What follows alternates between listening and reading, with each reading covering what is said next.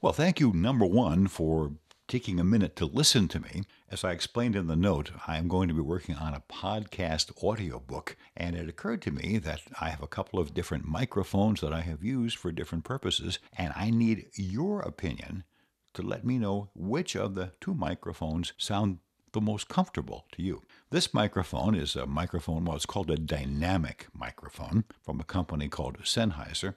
The main thing to remember is number one, dynamic microphone. And this is one that I use on a regular basis for doing some recording for radio broadcasting. Now, I'm going to talk for a few minutes because if I just do 30 seconds worth, you barely get a chance to get used to hearing my voice, and then you really can't tell anything. So I'm going to have to sit here and babble for a few minutes in order for you to get used to hearing what this sounds like. A dynamic mic is a mic that doesn't require any power. It's very interesting. It's something that's gone on for years and years and years, and they have improved from the old days of old-fashioned radio, and everything sounded really tinny. The better ones, again, simply plug in. There's no microphone amplification required. There's a little magnet inside these things, and as I talk, it pushes on a diaphragm inside the microphone, and that makes the magnet go back and forth, and that produces a minute amount of energy, which translates into sound recording.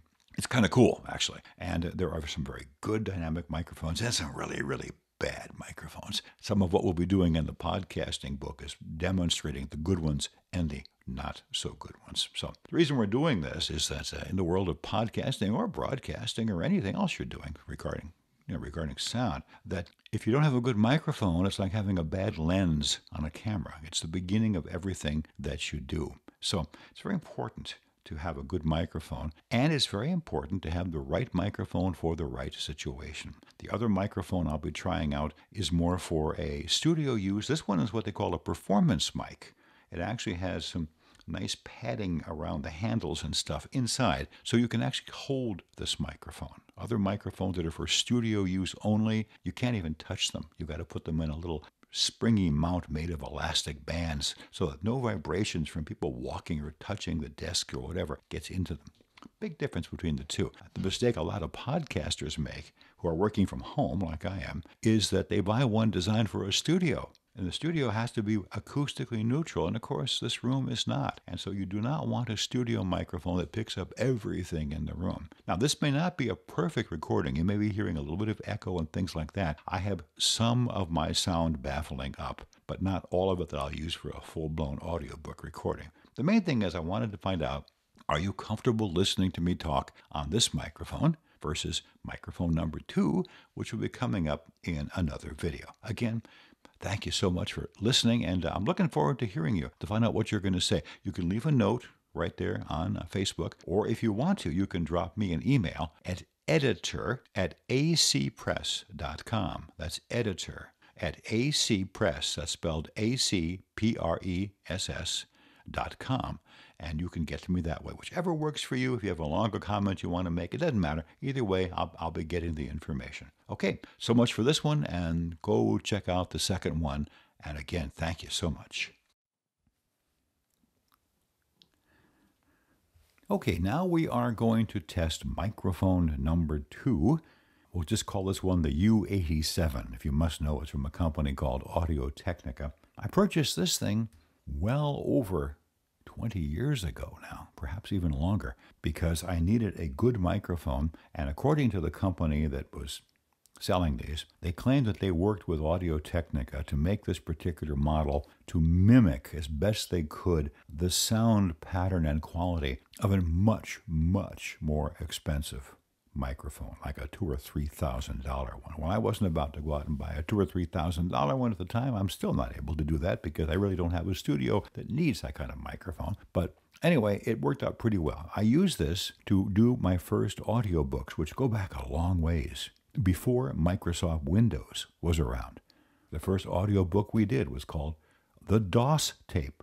That's right, DOS, the disk operating system for IBM or compatible computers. We explained how to use that system and how to do directories and make things and erase things and copy things and all that. Did 3 editions, did another version with a Braille reference card for the National Braille Press. And then later on, Windows came along and blew everything out of the water, of course. So we did What is Windows? Another audiobook for Windows 3.1. and that did pretty well as well. And then, of course, came along Windows 95. Well, then we did What is Windows 95?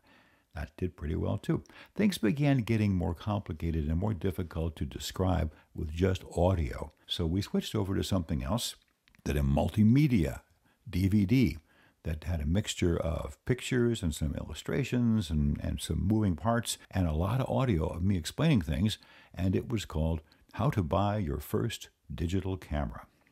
And that was about the last audio product or audio mixed media thing we've done for a while. And now we're getting back to it to do one on podcasting, because I could write a book about podcasting, but since podcasting is about audio, and since the people who are planning on doing podcasting are audio oriented, it just makes sense to do an audio book. But I wanted to check to see whether this 20-something-year-old microphone was better for comfortable listening to something a bit longer, or whether the other microphone from test number 1 just simply sounded better to modern-day ears.